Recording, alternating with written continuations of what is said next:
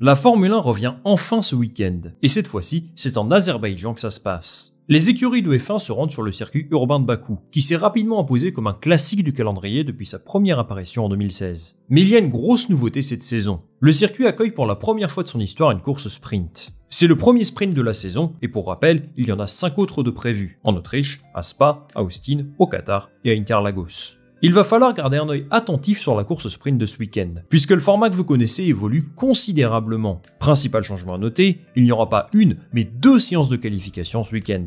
Oui, ça fait bizarre dit comme ça, mais vous allez voir que c'est quelque chose qui prend tout son sens, et qui répond aux craintes de la plupart des pilotes. Vous avez peur d'être perdu avec ce nouveau format? Pas d'inquiétude, je suis là pour tout vous expliquer. Alors si vous kiffez ce genre de vidéo réaction à l'actualité, n'hésitez pas à vous abonner pour soutenir le projet à fond. À l'issue du Grand Prix d'Australie, les 10 responsables d'écurie et Stefano Domenicali se sont rencontrés, avec l'objectif de discuter d'un nouveau format de course sprint. Depuis son apparition en 2021, la course sprint est sujette à beaucoup de critiques. L'un de ses problèmes principaux, selon ses détracteurs, c'est son impact sur la course principale. Par exemple, vous vous souvenez tous que Kevin Magnussen a réalisé la pole position au Brésil l'an dernier. Il est parti en pole position de la course sprint, mais il a terminé 8ème, ce qui l'a donc fait partir de la 8ème place lors de la course longue le lendemain. En conséquence, ce format est parfois jugé comme particulièrement injuste, parce qu'un pilote qui réalise la pole position peut très bien partir de la 20ème place du Grand Prix si jamais il a un problème mécanique. Au contraire, un pilote qui réalise une qualif absolument exécrable avec l'une des meilleures voitures de la grille aura quant à lui une sorte de séance de rattrapage pour se refaire. Mais ça, c'était avant. Aujourd'hui même, la FIA, Liberty Media et les écuries ont accepté à l'unanimité un nouveau format de course sprint, pour en faire un événement unique, qui n'a aucune répercussion sur la course du dimanche. Voyons en quoi consiste la course sprint désormais, en prenant comme exemple le Grand Prix d'Azerbaïdjan. Vendredi à 11h30 aura lieu la seule séance d'essai libre du week-end, et c'est une grande première. La séance dure 60 minutes comme d'habitude, et la voiture rentre dans le parc fermé à l'issue de cette petite heure. Cela signifie que les écuries n'ont que très peu de temps pour trouver les bons réglages sur la voiture, et qu'aucun changement ne pourra être apporté avant la qualif, à moins que ce soit sur l'aileron avant ou pour la sécurité du pilote bien sûr. Une seule séance d'essai libre planifiée dans le week-end, c'est quelque chose de totalement innovant, et ça va dans le sens de la volonté de Stefano Domenicali, le patron de la Formule 1. Pour rappel, il souhaite supprimer les séances d'essai libres, qui ne sont pas suffisamment intéressantes pour les spectateurs à son goût. Mais on s'éloigne du sujet et j'ai déjà consacré une vidéo sur les essais libres, donc je vous invite à aller voir ça si ce n'est pas déjà fait. Quelques heures après l'unique séance d'essai libre, place à la qualification à 15h. Cette fois-ci, et contrairement aux années précédentes, cette séance détermine l'ordre de départ de la course du dimanche. Prenons un exemple. Si Yuki Tsunoda fait la pole position vendredi et qu'il termine 15ème de la course sprint, il partira quand même de la première place dimanche. Ça permet de clarifier un petit peu le sujet, et ça rend sa lettre de noblesse à la pole position, dans le sens où le meilleur pilote sur un tour partira bien de la meilleure place possible lors de la course la plus importante. Au niveau du format lui-même, pas de changement, vous connaissez. Par contre, là où ça devient intéressant, c'est que le samedi se transforme en un jour exclusivement réservé au sprint. À 11h30, exit la séance d'essai libre 2, place à une séance de qualification indépendante, qui détermine l'ordre de départ de la course sprint, qui se déroule l'après-midi à 15h. Cette initiative a 3 objectifs. Premièrement, il y a avant tout le divertissement, apporter encore plus de piment en piste et permettre aux spectateurs de s'amuser toujours davantage tout le long du week-end. C'est un message clairement assumé par Stefano Domenicali, alors voir la FP2 sauter n'a rien d'étonnant.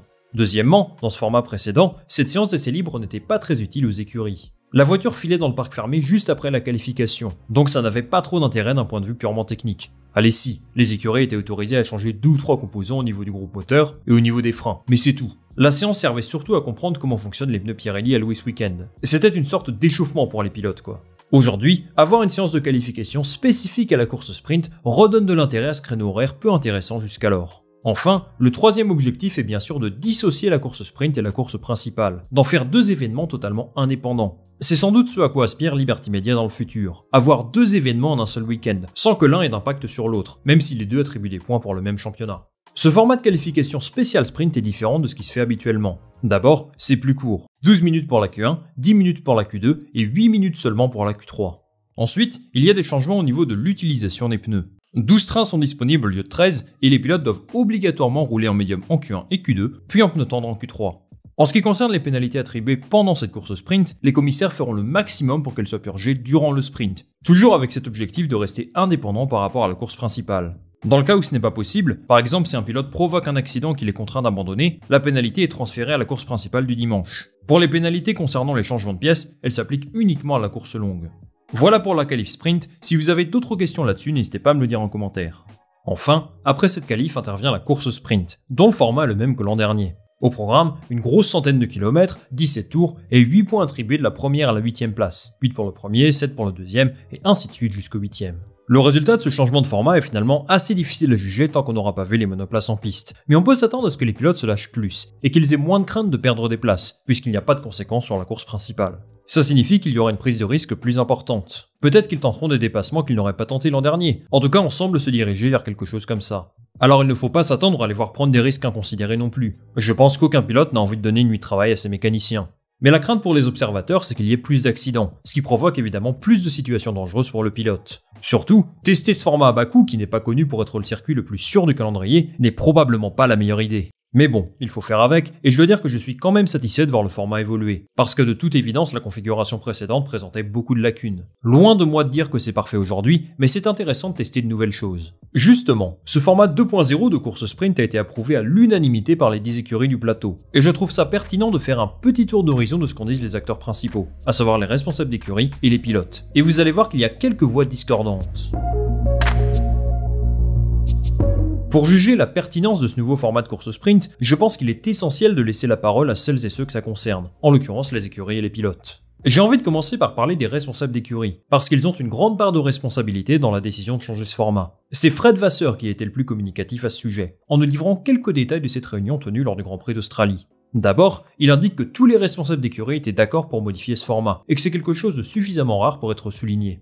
Pour ça, je suis de son avis, et ça prouve quelque chose. Il ne devait pas trop apprécier que le résultat de la course sprint détermine l'ordre de départ de la course de dimanche. Ça présentait plus d'inconvénients que d'avantages. Ensuite, il insiste sur l'importance de créer un format plus dynamique pour les spectateurs et téléspectateurs, en présentant les limites de la séance d'essais libre 2 lors d'un week-end en format sprint. Il explique qu'en se mettant à leur place, il s'ennuierait certainement dans son canapé, parce que les spectateurs ne disposent pas des mêmes données que les écuries. On n'a pas accès au niveau de carburant, aux configurations aérodynamiques, aux tests qu'ils sont en train d'effectuer lors des essais libres, donc il estime que ce n'est pas suffisamment attrayant.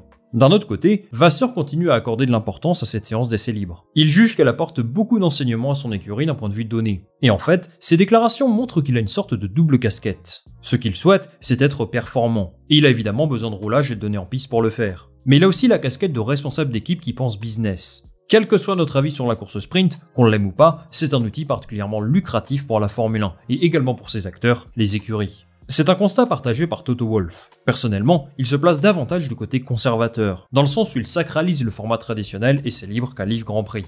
Mais il estime également que la F1 a besoin d'évoluer pour conserver son attrait aux yeux du public. Évidemment, ça peut avoir des retombées économiques très positives pour la marque qu'il représente. Par contre, il redoute certaines conséquences négatives pour les pilotes et pour les monoplaces. On est passé de 3 à 6 courses sprint cette saison, et qui dit augmentation du nombre de courses, dit fondamentalement augmentation du risque d'accident.